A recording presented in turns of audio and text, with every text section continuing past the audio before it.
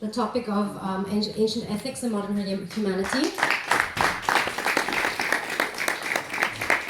This panel is supposed to be like a cross-cultural dialogue, so we will be exploring dignity, discipline, identity, and the preservation of moral traditions in today's world, trying to make like a view perspective on how globalization has changed things.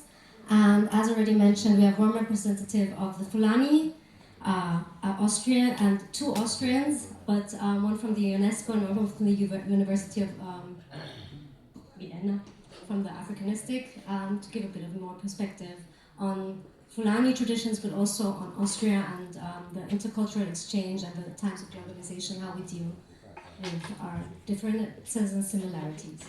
So I'd like to give up the mic, or actually I am also gonna stand here because I have the questions. So, first I would like maybe you, Mr. Alpha Amadou Yalo, to introduce yourself and give us a bit of a background, because our foremost topic today is the Pulaaku traditions and identity and ethics and communal wisdom of the Pulaaku tribe, and maybe you could give us more knowledge and information on how things are viewed in Pulaaku. Thank you very much. As he's already introduced me, I'm Alpha Amadou, actually based in Australia. I arrived this morning. I was born in Sierra Leone, but a Fula. My parents originated from Guinea-Conakry. I am here today to present or identify as a Pula and give a background about my tribe, my people, my root. So I'll just let the rest remain. So when we get into it, we'll discuss it and we'll see how we go. Thank you very much. Maybe we could just go on right there and each of you introduces yourself again, although I tried my best, I'm very sorry. You could probably just say a bit more about what you do, what is your expertise, and why we could use your valuable knowledge here tonight. And then we will get right into the first questions. Yeah, I'm Martina Gaidos. I'm teaching at the University of Vienna. When I was going to my first journey to Africa, I went to Mali. That time I was searching about different subjects, speaking the Bambara, and there I've seen the Fulbe, and I've been so impressed by the people, by the way of living, by the way of behaving. And so I come back after 6 months and I decided I wanted to study about the Fulani people. I studied their language and I did a lot of researches afterwards in Mali and in Senegal, and working in Senegal also with Fulani people. And still I'm teaching at the university, as I mentioned, and yeah, that's it. Thank you very much. Hello, I'm Martin Fritz. I'm the Secretary General of the Austrian Commission for UNESCO. And the Austrian Commission for UNESCO is the contact office, the official liaison to UNESCO in Paris and UNESCO globally, which of course is the UN special organization for education, culture, science, communication and information. So UNESCO is globally involved in matters and policy programs in education. For tonight, let me say that we really acknowledge and respect Ibrahim Jallou's work, which we follow already now at the third time.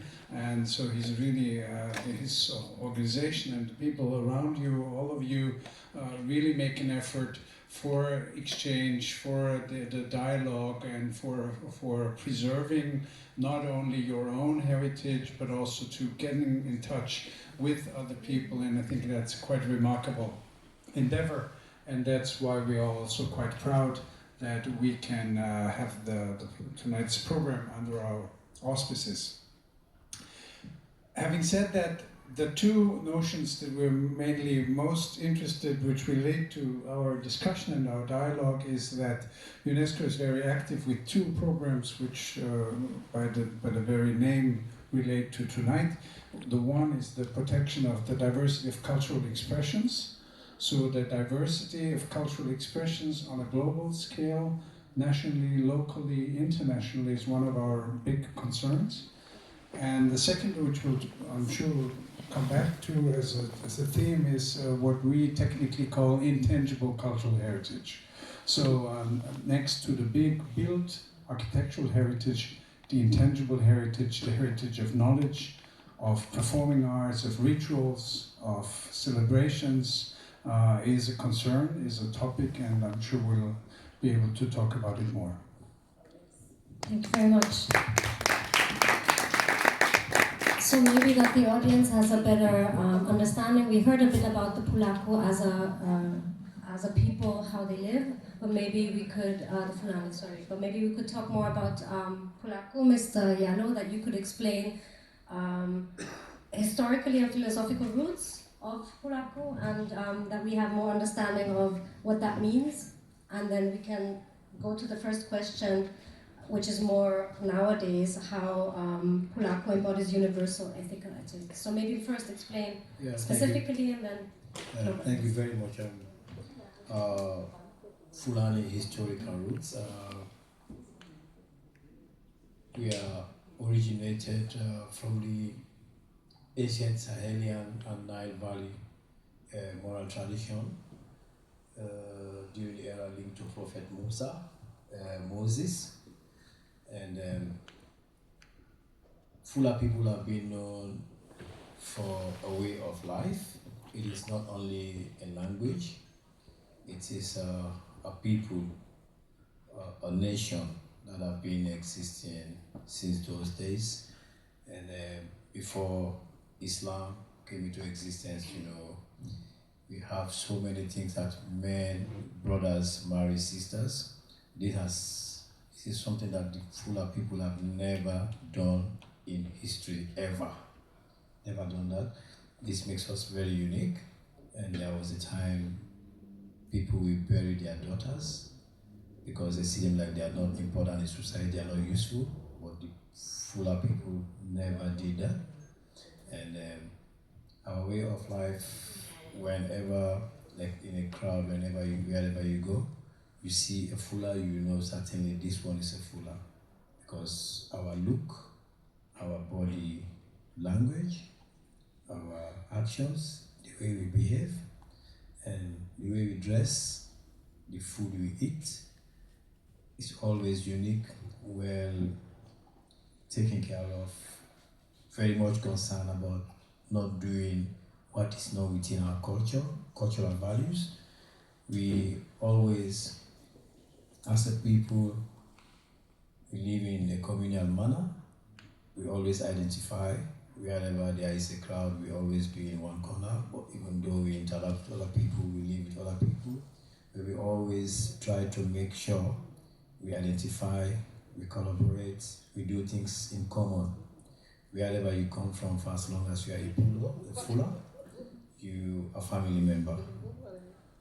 It's like I was telling you out there saying, every one of us here, we are relatives. That's how we treat ourselves, Fula people. Thank you very much.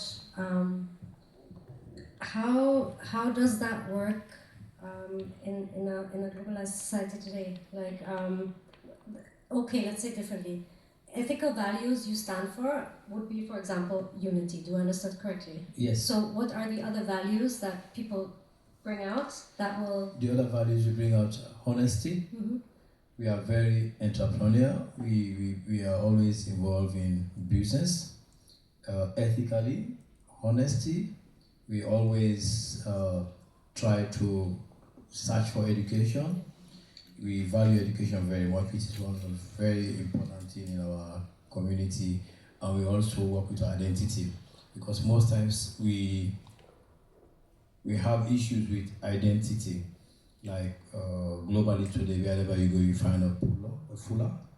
You find out we always try to make sure we teach our children our language. We teach them how to speak. We give them an identity, not only their name or their nationality or where they come from. We always make sure that thing play in there, and not only the language, the attitude, the way we do things. We always make sure it's like somebody is watching me. What I do, most Fula people, we are not involved in alcoholism because Islamically and culturally it is forbidden, it's not allowed. So we find out our way of life is very, very unique. We always look at ourselves as we have one that is sometimes negative, but it is very important.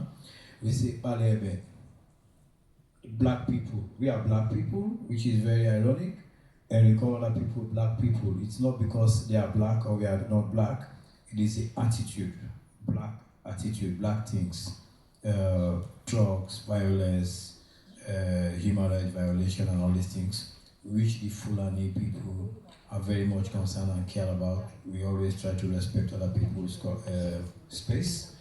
We believe in, like I say, in communal life. So that's sort of the most important thing what we do in our lives as Fula people. So I understood correctly, that would have actually been the next question, in how important language is to preserve these traditions. So what I understood, if I understood correctly, keeping these traditions alive, or also it is given through language and traditions that these markers of how to behave or how to be a people stay intangible, as he said before, like they don't get washed away by globalization. Yeah, that is the key why we emphasize and teaching our children our language. It's an identity.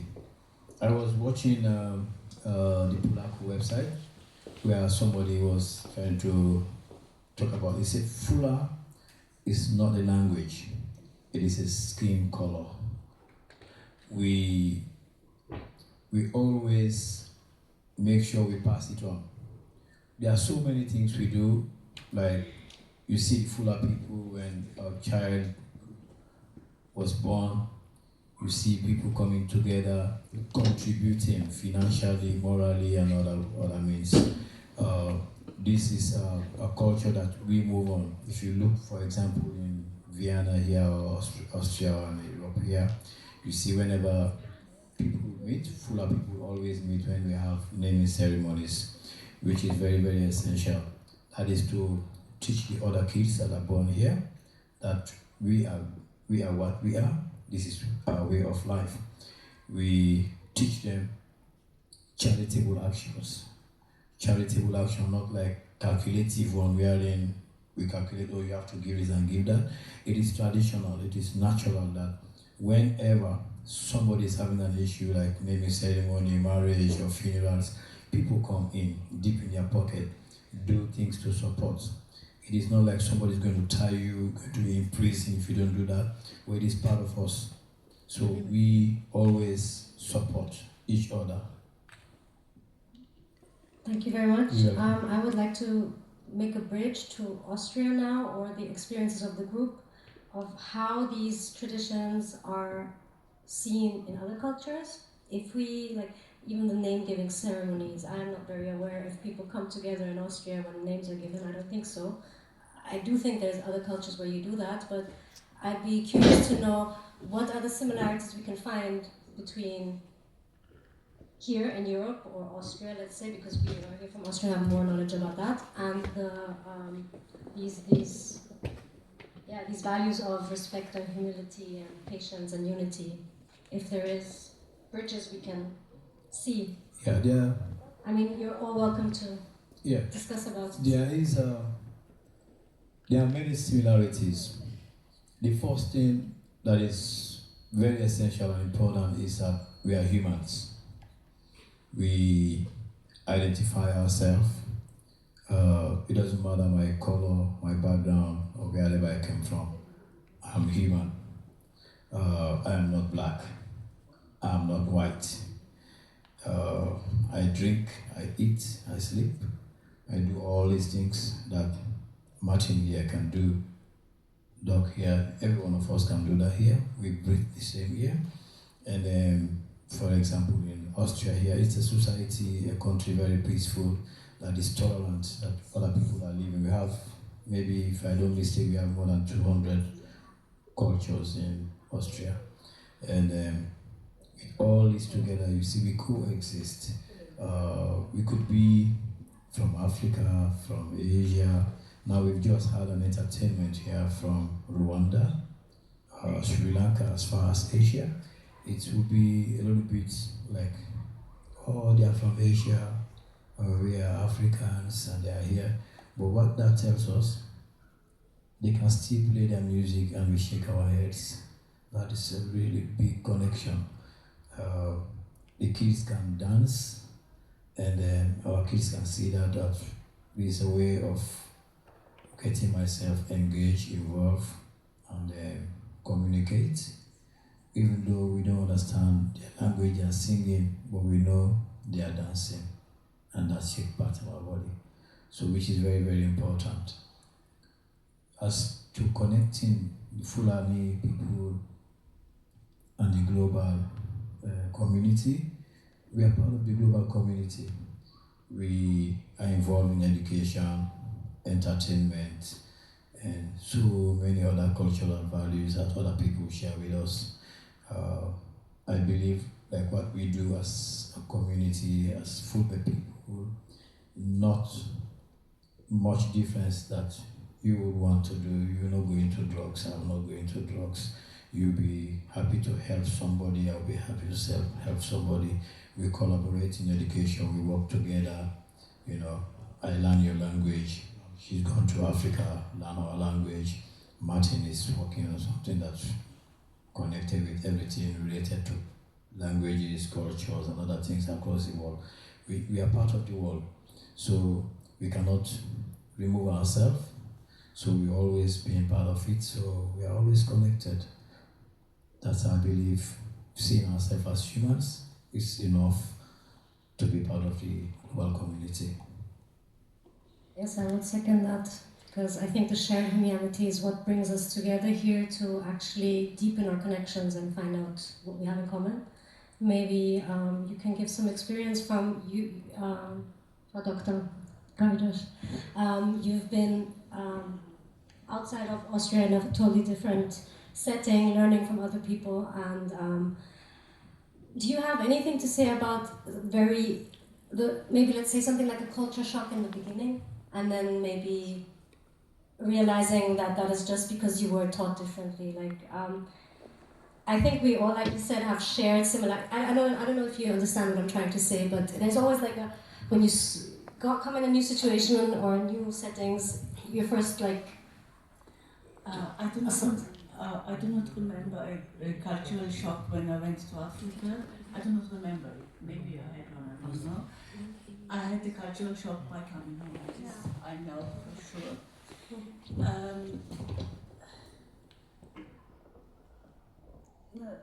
Let me come back to the term Pulaaku. I think everyone is born in a cultural setting, which means also a linguistic setting. And language shapes the thoughts, the behavior, the actions. And for me, I'm now since 30 years, I think, searching and learning about the Fulani people. And for me, it's very difficult to translate the term Pulaaku. I know that there are many components of Pulaaku, but it's so difficult to really transfer it from one kind to the other. And coming back to the cultural shock, I mean, how you explain it's the behavior, it's the behavior which.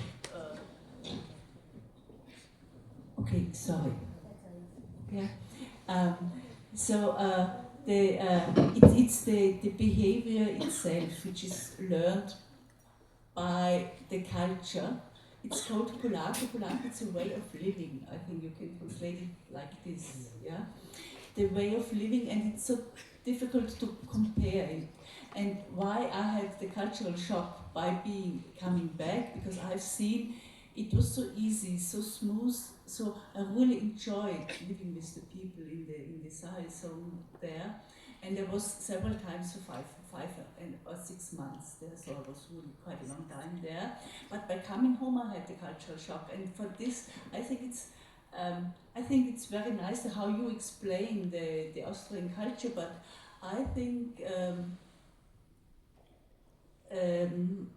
how do you say this? It's a monk. It's failed. It's missing. Yeah.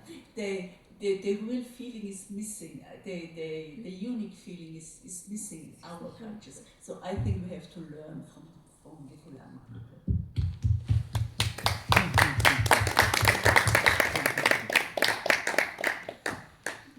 Yeah, I mean this is complicated and easy at the same time. I think, you know, we just always, when it's about culture and the way people and lifestyles and the ways, the various diverse ways that people live their lives, we have a choice. We have a choice to focus on the similarities, or we can focus on finding out differences.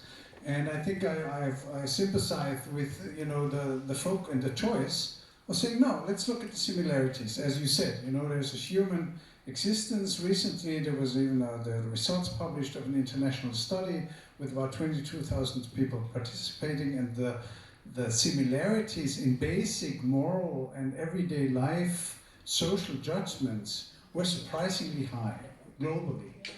You know, everyday life, when you show people certain scenes and you say, how do you react? Like, if there's a child crying, and would you help?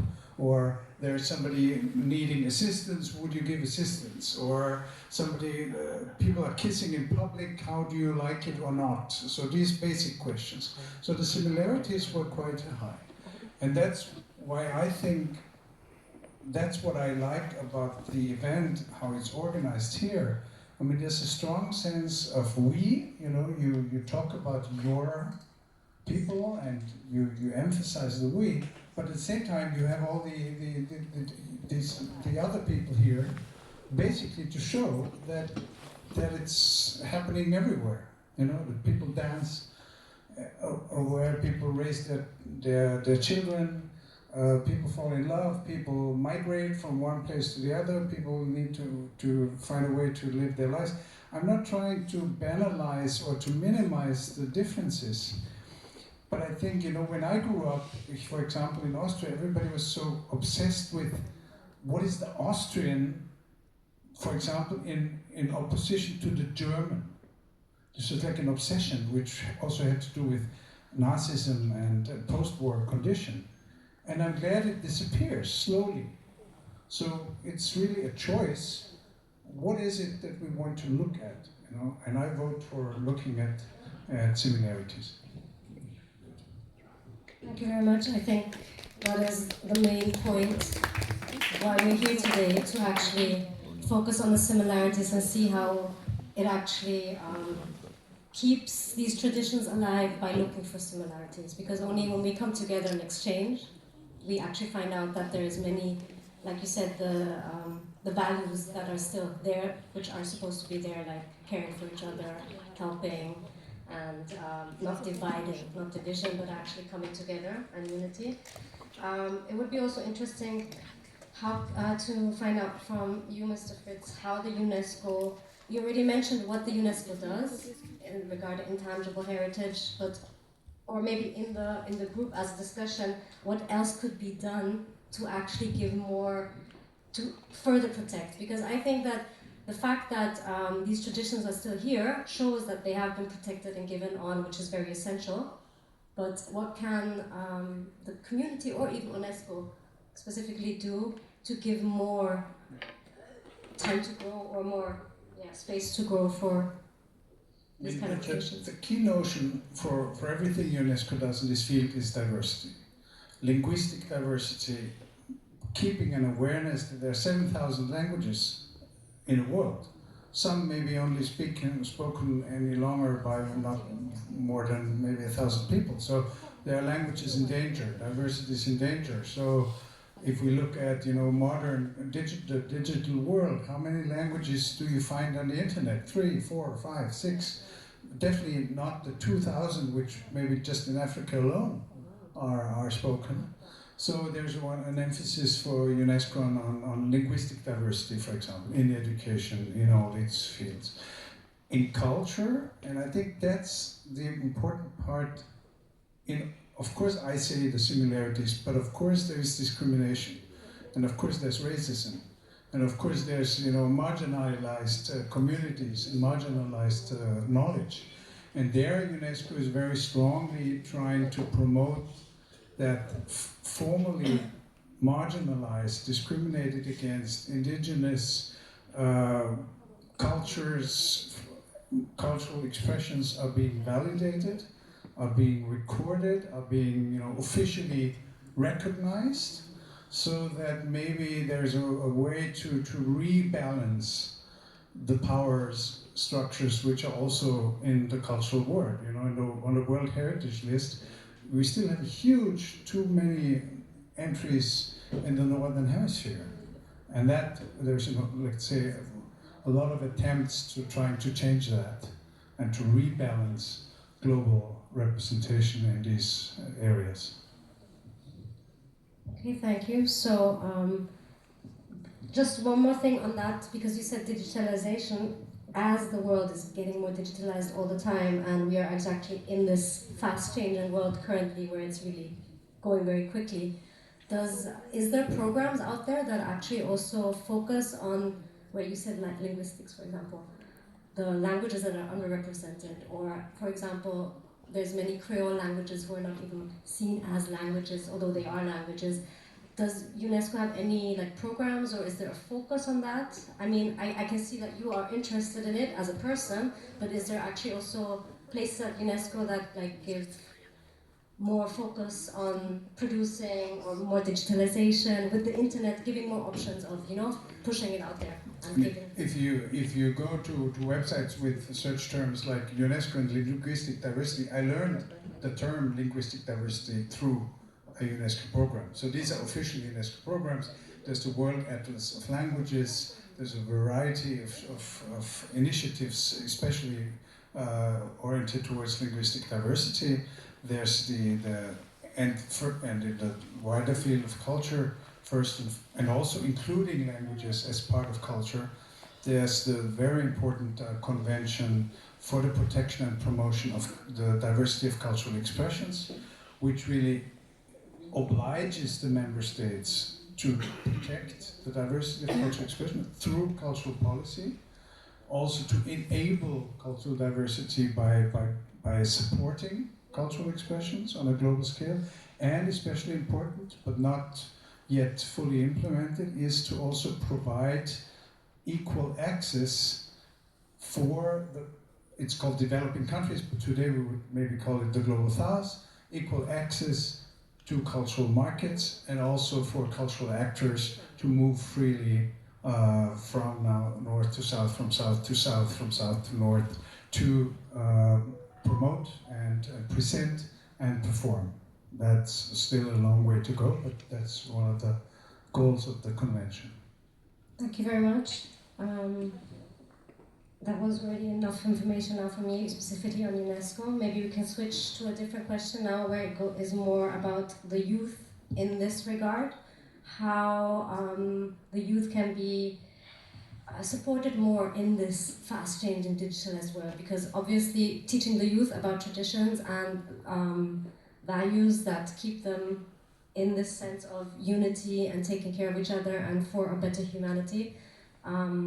How can you like focus more on the youth nowadays? Because as we know, digital world is very vast and very quick, and it's harder to keep focus, I think. So is there any ideas you in the group might discuss how we can support this? Because, or maybe focus on the challenges first. What extra challenges come through this digitalization? Sorry.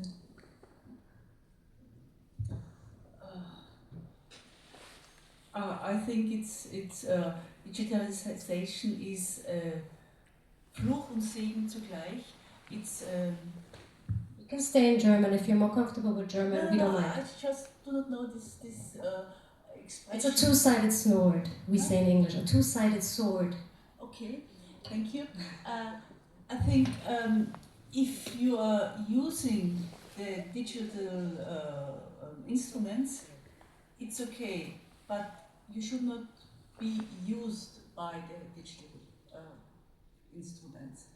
And I do not know, we are old, I think, not the age who is sitting all day long with the phones. So I cannot answer the question correctly, but I think it can be a big effort, a big advantage too, because you can get connected with the whole world very quickly. But just using it and not being used by them. I think that is also what I specifically meant. Now that is very, it teaches so much. You have accessible knowledge easily, but it is a two-sided sword because I think maybe exactly what we're doing here, getting people together in human flesh, is actually what is challenging this abuse of social media or internet or everything. I think it's a real advantage that a lot of languages can be translated nowadays. And also small languages are started to get translated by the artificial intelligence. So it's a big advantage. Of course, it's a challenge, but I think about the challenges it's spoken so much that I don't want to repeat it. Yeah, we say when we talk about the youths are the heartbeats of any nation's development. Because we are moving like Homo sapiens to where we are today. That's in any community, in any generation, we have how we transfer, we move. Like we're talking about cultural values, our way of life, our way of doing things, digitalization, like she was saying, it's a two-sided sword, which either they make use of it or not, are not allowed to be used by the social media itself. As we look at things right now, there are so many disadvantages. For me, at the moment, I would say I would take the disadvantage is having more effect right now than the advantage. It is our duty as parents, community leaders, UNESCO and other places, universities, to see how we can inculcate this passage, make sure, emphasize not using force, but using creative means where we can get them engaged, get them involved. Like what happened moments ago, you see the Rwandan kids performing. And the other irony, what happened here, you see Austrian kids dancing to African music. You see there are some advantages here. You see Asians, Sri Lankans introducing their culture into our culture. That's the mix. And if we use all these means, we can get the young people, because they are the heartbeats. If let's take ourselves, the global community, as a human body. If everything functions and the heart is not working, you're not alive. You cannot function. So the languages now, like she was saying, now AI, you can get languages translated. Some of them, like you were saying, we have over 2,000 languages. Not all of the languages that could be found in there. There are communities that are marginalized. And the most disadvantage in digitalization is Africa. Africans, even if you have access to the internet, you don't have power, you don't have energy. If there is internet available in your community, you cannot afford to pay for it. So there are so many obstacles that we can identify here that is making things very hard for young people. And Africa have got I would say 60 to 65% of the population under 35 years. It is the youngest, I stand to be corrected, it is the youngest continent with the youngest, meaning the youngest people that are living in the world, majority are in Africa.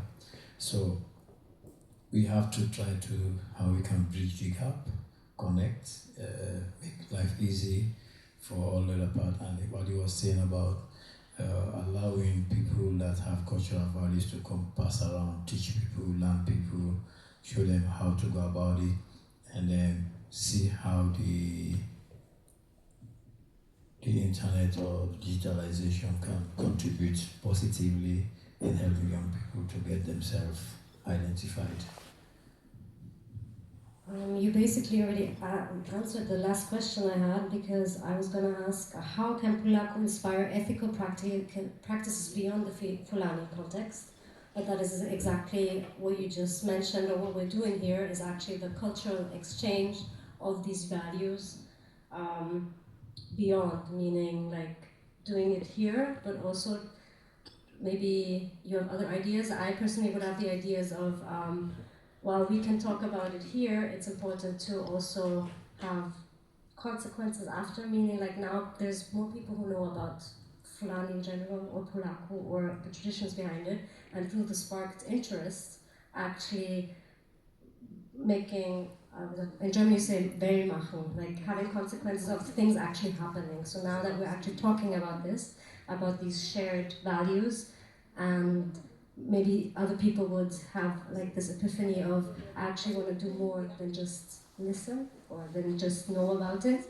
And if you say Africa is like is the youngest continent, I think that there is a lot of work to be done, but it's a very hard standpoint, not from outside, let's say in this way, not necessarily from here, but actually through this exchange. And here again, digitalization is very essential because it connects us to the other side of the world. But maybe you three have more ideas of how these ethical practices can get out of Fulani context. So the question is basically, how can this inspire other contexts apart from just the cultural part here, and we have our cultural exchange? That's a very complicated question. And how the Fulani, I can say, if I understand the question well, how the Pulaaku can influence connectivity and modesty, good way of life.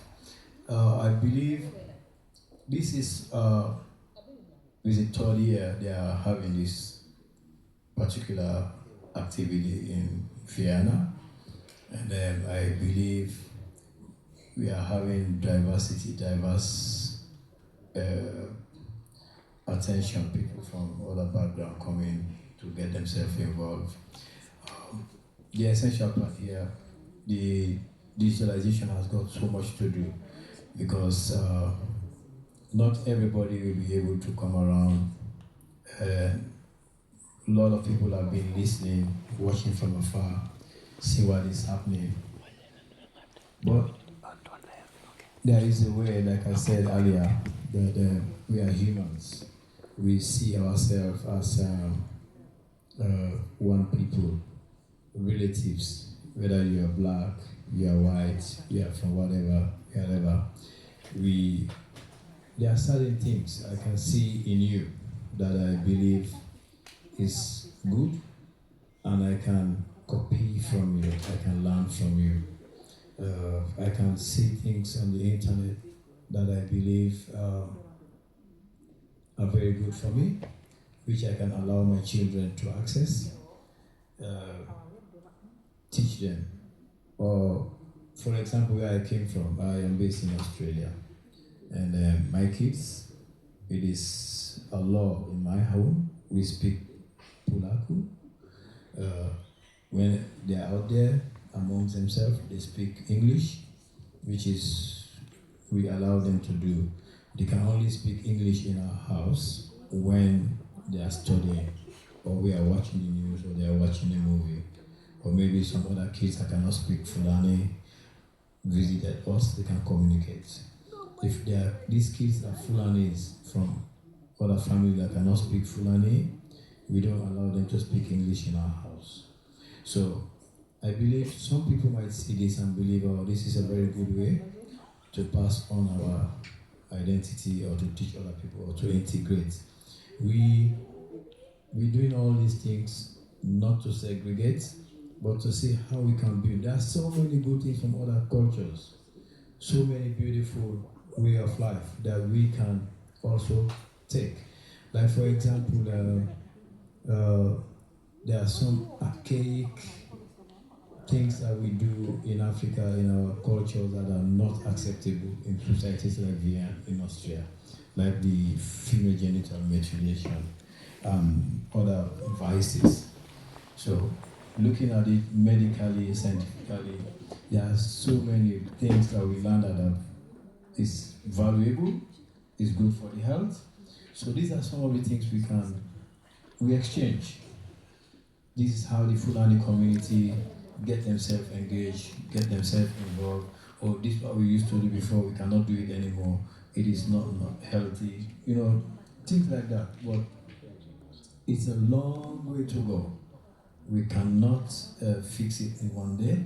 It is all of us coming together. Like you are here today, you dress like a Pulaaku lady. You go out there, they ask you, you tell them, this is this culture. Some people might get interested next time they want to be here. So with all these things, we can make a difference. We are integrating, we are trying our best, and we respect the cultural values of the Austrian people. And it's good, but the way life is going on right now, the speed at which it is going, it is hard to catch up. So we try our best to catch up. Yes. Just wanted to add, I'm not so sure about that we have the shared values. We have values, every society has its own values, and all of them are important. And the interesting thing to me is to get known about the other values. And you can make your life more wider, you're thinking wider by getting known, by knowing the other values. So I think the exchange is the main thing. There's not the values we have to adopt or we have to teach to the other cultures, but just to realize the differences, but respect the differences. That's the important thing to me. Was it clear? Yes, I understood. I would also second that, but I also understand it the way that the exchange is the key element, and then it's up to the people themselves if they use new knowledge to their benefit, or if it's something. But I also think that you already answered the question perfectly, but that these settings of exchange and learning from each other are what actually helps the process of finding similarities and having a better humanity where we get along better. If it isn't for these exchange moments where cultures go over their own borders and find out how it is done differently somewhere else, I think that is very essential to actually have the dialogue. What I'm trying to say, the dialogue is the most important part, and I think there has to be more spotlight, but obviously that is always the hardest part. For example, the fact that there's not as many people here because we need more people to actually listen so they can find out about the valuable lessons learned when you exchange between different cultures. I don't know, basically we are actually through with most of the questions I had. We could have a small Q&A if anybody has more questions, also from the guests if wished, or from the speakers themselves. I have here something I would like to read out, which I was given, just a citat, how do you say citat? Just citing something, which is, I guess, something which Pulaaku stands for, meaning dignity, restraint, and communal wisdom transcend borders. Preserving culture and language is preserving humanity itself. Pulaaku reminds us that ethical living and cultural pride are universal treasures. Does that spark maybe some last mentions at the end, some last words? I find this is this is exactly what we've been doing here, in my opinion. That coming together and talking about Pulaaku actually gets us to talk about how people live ethically and what we see in life. And if you elaborate on the questions we were talking about before, obviously more of a conversation would come and more. But I mean, it's just the great thing about the concept of Ibrahim and his colleagues is that if the whole evening we'll always say Pulaaku is important and it's great, and we would only see and hear, Pulaaku culture and Pulaaku music and Pulaaku dances, whatever, this would not be as interesting. But the interesting part is that you say, yes, we take all the pride in our values and in our culture, but there's more to see from other places. And that's exciting, and that's rare. So I think that's where the universal that you mentioned from the text comes in, that we need to be able to acknowledge differences without establishing a hierarchy. And of course that's that is the colonial crime that established this kind of hierarchy, which we now need to break down.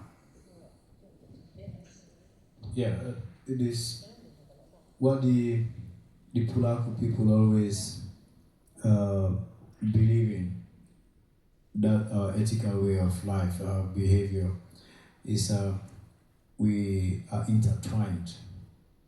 The communities we live, we are connected with the people that we live. Like she was talking about the Bambara people, we have the Susu, we have the Malinke, we have the Timnes and other people that are living around us. We are connected with them. We have great similarities, like the universality of it. The Pulaaku people, like if we are going to eat here right now, we eat in the same bowl. If you go to many parts around the world, you see people doing the same thing. These are like we are talking about similarity, the connection, the exchange, universality of everything. We, as I said earlier, we are not trying to pushing everybody out. But it is very important that you maintain your identity. Your identity is not only your name, not your skin color, but who you are. You can stand here, and like I'm saying now, I can stand here and identify myself as a Pulo. It is unfortunate not every part of the world people are trying to do that. If we all, as humanity in the global village, let us all try to bring out our identity, then collaborate. Like what UNESCO is trying to do is to make sure everybody is seen in the picture. You talk about marginalized communities, or some languages they're not having more than 1,000 people speaking it. So all these people have to be seen in the picture. Whatever we do, we carry them forward. We don't leave anyone behind, no stone unturned. So these are the key values that we need to make sure we maintain. Even though we are trying to Pulo, we are Austrian, you are German, you are French. Let us be what we are, but at the same time, let us see ourselves as humans, people that can collaborate, that can work together, so we can build a better society. I would like to just see if anybody else has any questions to this topic. I know it's not as many. I have one question. Yes, please. I will bring you the microphone so everybody can hear you. I have only one question to my brother from Australia. I want to know what is between the different Fulbe, Pula, and Pulaaku. What is the difference? Is the same people or is the area? I don't know. I can say the same people, but different geographical locations. We are the same people, even though sometimes you say there are certain words that they use in certain communities, certain geographical locations, is not used or being seen negatively or heard negatively in other communities, like Bakitilde in Senegal, when like it's a bowl where the food is put, is placed to eat, and we don't call that in Guinea Fula. We say Rotilde, and Bakitilde in the food from Senegal is an insult in Fupula in Guinea or Sierra Leone. But both of these words mean the same thing. The bowl, we put the food. But now people are understanding it much better now. Because we've got this exchange movement, immigration. People are moving, so we interact. Like in Australia, recently we had the Food Australia conference. All Fula people across the Australian continent met in Melbourne. We have people from Mali, from Senegal, Gambia. We communicate, and we know we have one objective: identification. And that is what is happening now, and that friction is reducing. That every Pulo, Pulaaku, Fulfulde, Fulani, and all this mean one person. The Pulo, the Fula person, all this. So I think if that is enough. That's okay. That's okay. Thank you very much. Thank you. I think the Fulani language is the most spread language on the African continent in 18 countries, and maybe already 20, but there are different dialects, and Pula is the dialect from the Senegal. It's from the Senegal. Fulfulde, they call it more in the east, so there are different dialects in between the Fulani language. And for me, the Pulaaku is the first. I never heard the Pulaaku as a language. It's not a language like a language, but it's the value language. Yes. Yeah, it's the codex. It's the codex of like the package. Yeah. So this is common to all of the Fulani. Yes. From east to west. Yes. But the other terms are different dialects. Yeah. The Futajalon or Fula in Guinea. Yeah, like what we have today, if you go online, we have what we call Tabital Pulaaku International. You might have heard of them. It consists of the countries from Cameroon, Central Africa, to Mauritania, to Sudan, down to West Africa, covering 21 countries. People are identifying, people are coming out, that we are Fulbe, like Pulo, we mean one, the individual, then Pulaaku, the Fula, the language, like different sects, like Fulbe too, and Fulbe, it's something that is it is so rich. It is sometimes found to be very hard to distinguish, like to sift at them, like put them into different category. So Pulaaku covers everything. The way of life, the language, the dressing and everything. You know, this tells how it is rich. It is, they've got so much stuff embedded into the word itself, Pulaaku. Very much. I personally understand now much better, although it is a very interesting topic, and also the definitions of words. There's Fulbe, Fulani, and then the different languages, that dialects. So I hope that everybody goes out here having learned a bit more.